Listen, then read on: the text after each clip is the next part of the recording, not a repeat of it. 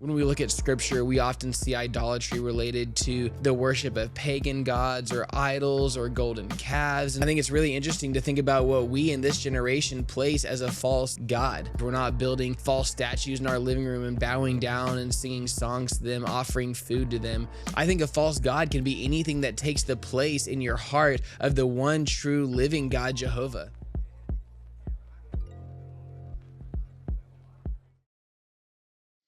Hey guys, welcome back to another devotional where we seek truth through scripture. And today I want to talk about something that can honestly be a little scary to talk about at times, and that's idolatry. That word carries a lot of weight, so I think it's important for us to understand what scripture says about idolatry and maybe what it might look like in our own lives today. When we look at scripture, we often see idolatry related to the worship of pagan gods or idols or golden calves, and all of that is idolatry. But I think today it can just carry such a different weight because oftentimes, at least in the circles that I run in, we're not worshiping golden calves. We're not building false statues in our living room and bowing down and singing songs to them, offering food to them. Idolatry can come in so many different forms in today's generation that I think it's so important for us to talk about this and see what scripture says about it and see how we can recognize that idolatrous mindset in ourselves and even look at some practicals on ways to overcome that. And so even though I'm barely going to skim the surface on this, I just want to talk about my experience with it, some scriptures that I've learned that I can point to, and maybe some ways that I can help y'all if you are in an idolatrous mindset. And if you're in that place, I just want to start by saying, don't be discouraged. God still loves you. He's pursuing you, and Jesus is still seeking after you, even if you sometimes fall into an idolatrous mindset. You know, the Israelites were God's chosen people. They fell into an idolatrous mindset many times, but God kept pursuing them. God kept chasing after them. God kept delivering them for whatever they were in. We're going to talk about this in a minute, but the experience of the golden calf in the book of Exodus, Aaron was the one who led out that charge, but Aaron was the chief priest of the Levites. The Levites were God's chosen priests. Aaron was the head of the Levites, but he was the one who also headed up the golden calf experience. So all that to say, there's hope. If you're in that place right now and you feel like you're being idolatrous, there's hope. And through the scriptures that I'm going to read today, hopefully that can give you some more encouragement and things to look for in your own life and ways to turn your attention back to God. So the first thing I think we really have to look at is, what is idolatry? According to Webster's definition, it's the worship of idols or excessive devotion to or reverence for some person or thing. And I think if we look to scripture, we can start with Exodus 20, verse 3 in the 10 Commandments. The very first one is God saying, "You shall have no other gods before me." And that scripture is really interesting to me because the scripture just before Exodus 20, verse 2 says, "I am the Lord your God who brought you out of Egypt, out of the land of slavery." So it's really interesting to me that the first of the 10 commandments, God is saying, "You shall have no other gods before me." But even before he gives that command, he's saying who he is.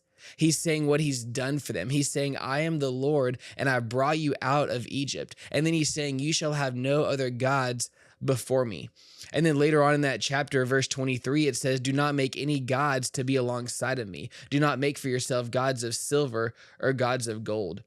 And when we're looking at scripture, a lot of the gods of that day and age were pagan gods, idols that they formed out of silver, out of gold, out of some other material. And then looking forward to Greek mythology, we have gods like Zeus and Aphrodite and such like that. So the gods have just progressed, and I'm saying gods with a lowercase g. The gods, false gods, idols, have progressed as we get closer and closer to this generation. And I think it's really interesting to think about what we in this generation place as a false god. I think a false god can be anything that takes the place in your heart of the one true living God, Jehovah. I think a false god can be anything that you're putting on a higher pedestal than God, that you're seeking more than you're seeking God. So I think it's important to look at the forms of idolatry in this day and age. And this is really convicting for me, and I'm sure it's going to be convicting for you too.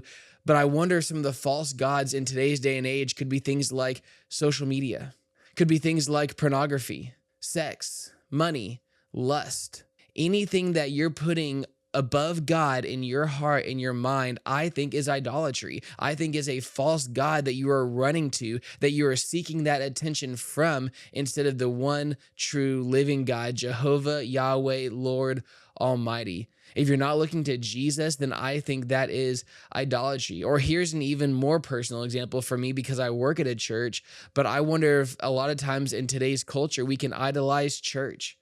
We can idolize worship. We can idolize pastors or ministers or preachers, looking to them and what they say being more true than what God has said. Even though they are speaking the words of God, we are seeking them more than we are seeking God.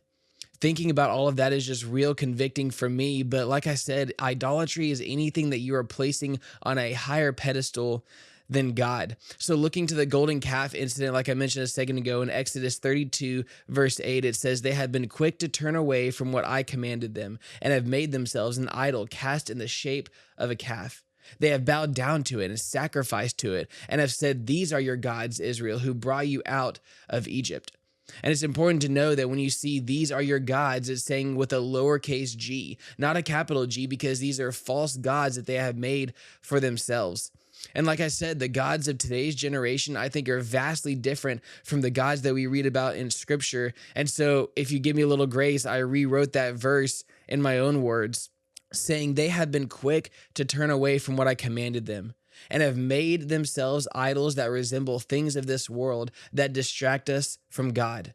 They have turned to those things and sacrificed their time and attention to those things and said, "These are your gods who bring us comfort and rescue us from times get hard."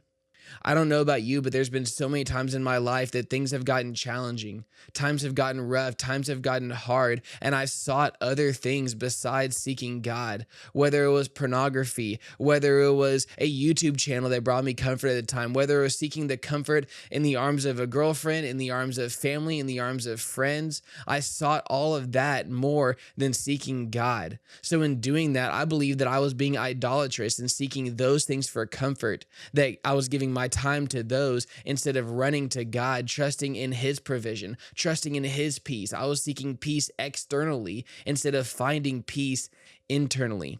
And that's what this verse is saying, that they made gods for themselves instead of seeking the one true living God. And so I think if we seek other things besides God, we're being idolatrous. And then in Psalms chapter 106, verses 19 through 22, it talks about this incident more by saying, "At Horeb, they made a calf and worshipped an idol cast from metal. They exchanged their glorious God for an image of a bull which eats grass. They forgot the God who saved them, who had done great things in Egypt, miracles in the land of Ham, and awesome deeds by the Red Sea." And this psalm speaks so much wonders as to what idolatry is, because first it says it's an idol cast out of metal. Then it says they swapped out their God for the glorious God.